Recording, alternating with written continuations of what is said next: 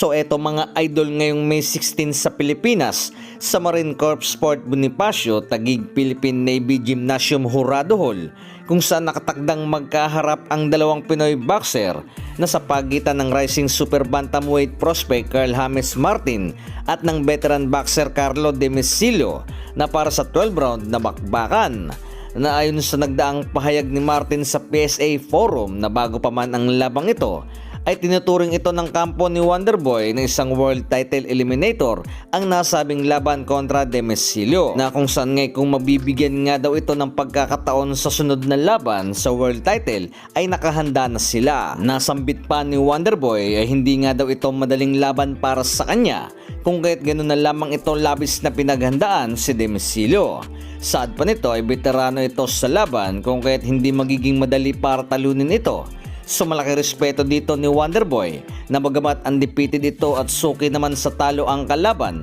ay hindi nito ina-underestimate ang kakayahan ni Carlo Demecillo. So 3 araw na lang din ito mga idol at muli na naman tayong makakakita ng isang mainit na laban. So ngayong May 16 na rin na ito, lalaban ang Pinoy World Champion na si WBC minimum title holder na si Melvin Jerusalem, kung saan muli nitong kakaharapin sa isang rematch ang dati ng tinalo na si Africano Kusei, kung saan ngay ang sistema dito ay dayo si Jerusalem sa labang ito sa Africa, kung kaya't ilan sa mga nagsasabi na dapat mabigyan ito ng malinis na laban si Kusei, nang dahil sa posible itong talunin sa dayaan at baka masilat pa ang titulong hawak na unang nagkaharap ito sa Pilipinas at tinalo ng Pinoy via unanimous decision. Samantala mga idol, mainit na usapin naman sa bakbakang Rolando D kontra Pauli Malignaggi sa Bernacle Boxing sa Manchester, England, kung saan ngay dedepensahan ni Rolando D ang hawak na titulo sa Super Welterweight Division,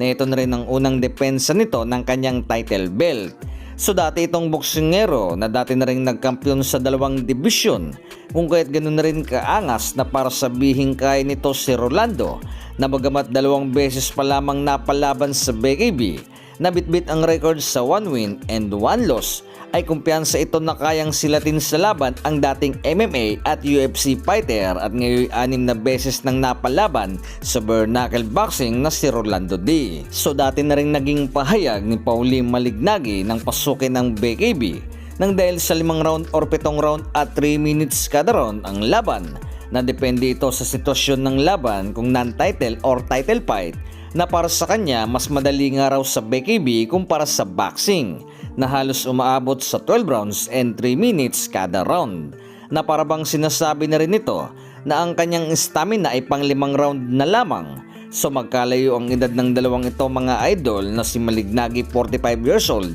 na samantalang si Din naman ay 35 years old, na sigurado yung hihingalin na talaga ito. So bago pa man magaganap ang labang ito sa May 16 sa Manchester, England, ay dati na itong nagkaharap ng talunin ni Rolando ang Noy champion sa super welterweight na si Liam Reis, kung saan sinalubong ito ni Malignaggi at mismong ito ang naghamon kay D ng isang mainit na laban para sa titulong hawak nito, na wala ng paligoy-ligoy at sinang-ayunan agad ito ni Rolando na isang magandang laban na rin dahil sa matunog ang pangalan nito, nang dahil na rin sa dating boxer at kritiko ng legendary na si 8th Division World Champion Manny Pacquiao. So 3 araw na lamang din ito at bakbakan na.